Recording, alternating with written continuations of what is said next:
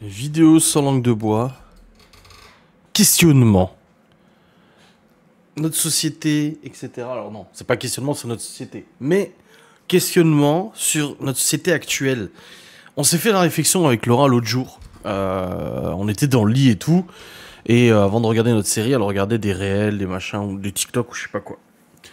Et en fait, elle est tombée sur un TikTok d'une meuf qui vient d'avoir un gosse, un bébé et tout ça. Et elle était genre en mode dans son TikTok, que faire, je ne sais pas quoi faire, les filles, aidez-moi et tout. Mon bébé, en gros, ne tient plus dans sa petite baignoire pour bébé. Je ne sais pas quoi faire pour lui donner le bain. Et Laura m'a dit, mais comment ça, elle sait pas quoi faire? Et du coup, on a commencé à discuter de ça. Se dire si on avait un môme aujourd'hui, tu vois, si on faisait un gosse. Mais quand tu regardes aujourd'hui toutes les règles, les machins, etc. autour des piots, mais t'as de quoi devenir complètement barjot. Alors je dis pas que c'est pas bien, je dis pas que voilà c'est négatif que notre société se modernise et instaure comme ça des règles d'alimentation, de machin, etc. pour les nouveau-nés. Mais nous, c'était pas comme ça. Enfin, je veux dire, nos gosses sont pas non plus trop vieux. 17 ans pour Malone, Libby 15 ans, c'est pas non plus... ça fait pas 40 ans qu'on a eu des gosses. Mais j'ai trop l'impression qu'aujourd'hui, les gens se prennent la tête, mais de ouf, pour plein de choses. Et que nous, on se prenait pas la tête. Moi, le seul questionnement que j'ai pu avoir avec Libby, c'était la première forcément, ou Laura avec Malone, le premier questionnement qu'on se disait, enfin peut-être le seul, c'est... Genre, tu rentrais de la mater, tu foutais le gosse dans son lit ou machin, tu disais, alors du coup, il faut le mettre sur le ventre ou sur le dos? C'était le seul débat qui pouvait à peu près y avoir au niveau des règles, des recommandations, etc., tu vois. Aujourd'hui, on a l'impression que quand t'as un nouveau-né, en fait, on te donne un livre, enfin, on te donne pas, mais si tu devais résumer dans un livre toutes les recommandations de pédiatres, de spécialistes de neuro, de ci, de ça, de PMI, ton livre, il est comme as, quoi. Si tu dois tout regrouper, t'as un classeur de malade mental. Enfin, je veux dire, aujourd'hui, on te dit... Nous, à l'époque, la diversification, donc quand tu arrêtes de donner du lait ou que tu commences autre chose... moi, par exemple, Libby, à 2 mois et demi, elle prenait des biberons de 400 ml toutes les 2-3 heures. C'était énorme. Et du coup, je m'étais dit, je vais lui filer des petits pots. On verra si elle arrive à les manger. Et elle les mangeait, les petits pots, en entier, tu vois. Elle était très gourmande et tout. Et quand j'étais allé voir le pédiatre... Enfin, le médecin traitant pédiatre, là, il disait, écoutez, c'est vous qui voyez au feeling. Si l'enfant, ça lui va, écoutez, ça lui va, c'est très bien. Aujourd'hui, non. Aujourd'hui, quand tu regardes, enfin, je veux dire, regardez, règles, diversification alimentaire. C'est un truc de malade mental. Voilà. De la naissance à 4 mois, du lait, rien que du lait. Avant, c'était 3 mois, moi, quand j'étais plus jeune, quand j'étais plus jeune. Quand on n'allait pas ou plus le lait infantile, choisir les biberons, la diversification alimentaire de votre enfant. Voilà les points clés. Adapter les apports, à chacun son rythme, respecter les goûts et les préférences de son enfant, gérer les quantités et fréquences des repas, un repère, la courbe de croissance dans le carnet, machin et tout ça. Bon, ça c'est juste la base. Voilà, tableau de diversification alimentaire. Alors... De la naissance à 4 mois, c'est du lait maternel uniquement. Ensuite, entre 4 et 6 mois, du lait maternel, mais quelques cuillères à café de yaourt au goûter. De temps en temps, faire fondre un peu de fromage râpé dans une purée. Tous les jours, quelques cuillères à café, puis augmenter progressivement selon l'appétit de l'enfant. Légumes bien cuits ou mixés. Fruits bien cuits. De temps en temps, une cuillère à café de légumes secs. Le gluten peut être introduit même pour les enfants en risque allergie, toujours mélangé avec des légumes, un demi-féculent mixé, un quart de légumes, 3 quarts de machin, etc. La volaille de temps en temps, puis régulièrement. 5 grammes par jour.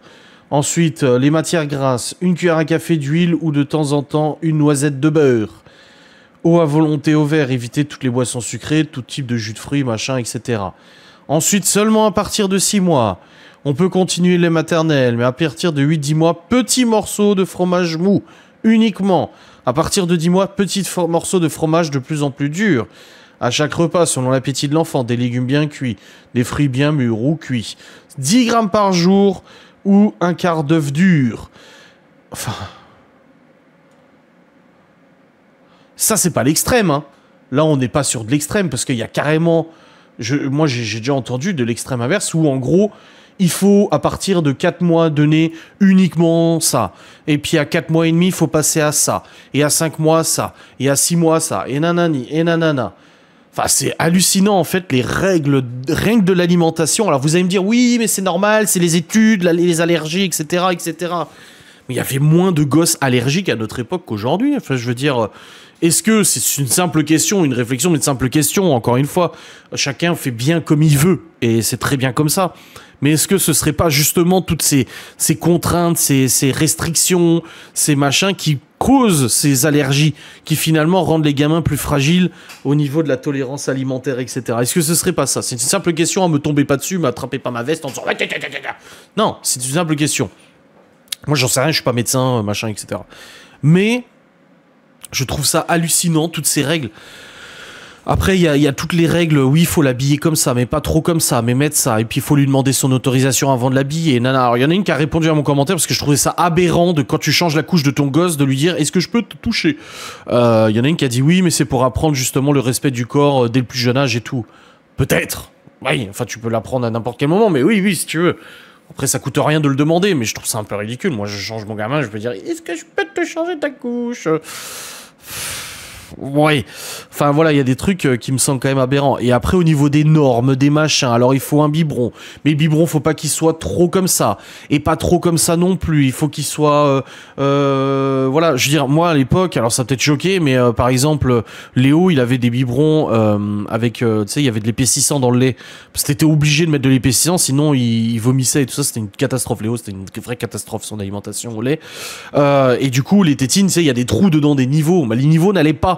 J'avais fait un trou au couteau dedans pour que ça soit plus gros parce que sinon l'épaissi ne passait pas. Il était complètement emmerdé. Donc il y a plein de choses comme ça, moi, qui me paraissent tellement aujourd'hui. En fait, t'as l'impression que quand tu fais un môme, tu n'es plus libre de réfléchir de toi-même ce qui est bon ou pas pour ton gosse. On te l'impose, on te l'interdit, on te le restreint. Tu vas chez le pédiatre, tu dis ah bah voilà, je sais pas, le gosse il a 3 mois et demi, 4 mois. Ah bah il commence à prendre des yaourts. Ah ouais, attention, c'est 10 grammes par jour, nanani, nanana, nanana. Et le gosse, il mange en fait. Déjà, comme j'ai toujours dit, un gosse va pas se laisser crever de faim. Il y a des trucs qu'il aimera et des trucs qu'il aimera moins, hein, bien évidemment. C'est à toi de savoir un peu... Enfin, tu connais ton môme, tu sais quand même comment ça se passe. Mais moi, je trouve ça ouf. Enfin, je sais pas. Après, comme je dis, les gens qui fonctionnent comme ça, qui suivent toutes les règles à la lettre, les recommandations, les machins, en matière d'alimentation, en matière de fringues, en matière de comportement, en matière d'éducation, écoutez, tant mieux pour vous, c'est votre problème et c'est votre choix. Moi, j'ai aucun problème avec ça. Chacun fait bien comme il veut chez soi. Et surtout avec ses propres gosses. Qui je serais, moi, pour dire comment tu dois élever ton gosse. Mais, moi, c'est un truc qui me... ouais, c'est flippant, quoi. Aujourd'hui, c'est vrai que si on vient avoir un môme avec Laura, limite, je préférais vivre dans une ferme isolée que personne vienne me casser les couilles, parce que putain, au moindre truc, on va te tomber sur la gueule. Et on va dire ouais. Et puis en plus, aujourd'hui, le mot maltraitance est utilisé à tous les niveaux. Genre, le gosse, tu vas lui filer un morceau de saucisson à 1 an, alors qu'à 1 an, il est pas censé manger du saucisson ou je sais pas quoi. On va te foutre sur la gueule. Je dis pas que c'est ce que j'ai fait. Quoique non, à 1 an, non, peut-être pas quand même. Mais enfin, moi, ça m'a jamais trop choqué, tout ça. J'ai toujours fait au feeling avec les enfants. Bon, souvent, j'appelais ma mère pour lui demander des conseils et tout. Quand c'est ton premier gosse, tu sais pas, tu sais, t'arrives la mater, tu poses le gosse, là, le cosy dans le salon, t'es là, et maintenant, qu'est-ce qui se passe? Qu'est-ce qui se passe maintenant? Comment ça marche? Il y a des boutons dessus ou si ça va quand il aura faim, on le saura. Ouais, t'inquiète, tu le sauras quand il aura faim, le gosse. Quand il aura chié aussi, tu le sauras. Enfin, tu le sentiras surtout. Ah. Moi, je trouve que voilà, élever ses gosses, c'est au feeling. Qu'il y ait des petites recommandations et tout, je trouve que c'est toujours intéressant qu'on dise oui, voilà, faut le mettre comme ça dans le lit, et ci et ça, et puis voilà, l'alimentation, mais c'est sûr que tu veux pas lui filer un kebab à 3 mois, tu vois. Il y a des choses qui vont du bon sens, que le gosse s'étouffe pas avec un morceau ou autre, c'est du bon sens en fait. Mais aujourd'hui, le bon sens a laissé place en fait à toute une liste incommensurable de règles, d'interdictions, de prérequis, de machin, de restrictions, de ci, de ça, qui aujourd'hui me foutent les jetons. Moi, je trouve ça c'est effrayant. C'est effrayant aujourd'hui d'avoir un môme et les gens qui ont des gosses aujourd'hui, en tout cas en France avec toutes ces règles et tout ça, il y a de quoi vraiment péter un boulard, il y a de quoi vraiment déjà te faire culpabiliser. C'est vraiment ça le truc final, c'est qu'au final, c'est toutes ces recommandations, restrictions, ces interdictions n'ont surtout ont surtout l'impact de faire culpabiliser les parents. C'est que se retrouver face à un professionnel de la petite enfance qui te dit ah bah là tu fais mal, là tu fais mal, là tu fais mal, là tu fais mal. Le professionnel va dire oui mais je suis là pour le conseiller. Ouais mais ça te fait sacrément culpabiliser en tant que parent. T'as l'impression d'être une grosse merde et de faire grandir ton gosse dans des conditions absolument atroces. Alors qu'en fait il y a 10-15 ans ça choquait absolument personne et il y avait aucun problème. Donc voilà, moi c'est un peu mon opinion sur le fait d'avoir des gosses de notre génération. Moi c'est un truc qui me rend un peu perplexe, quoi, j'ai envie de dire. Je sais pas, je connais pas votre opinion, n'hésitez pas en commentaire, là c'est le moment, hein, si vous commentez jamais, c'est le moment de le faire, parce que je suis très curieux de voir ce que vous en pensez. Peut-être qu'il y a des gens qui seront pas d'accord avec moi en disant que c'est très bien toutes ces recommandations, que c'est la science qui évolue, la connaissance qui évolue, c'est possible, oui, tout à fait. Après, comme j'ai dit, moi je suis pas médecin.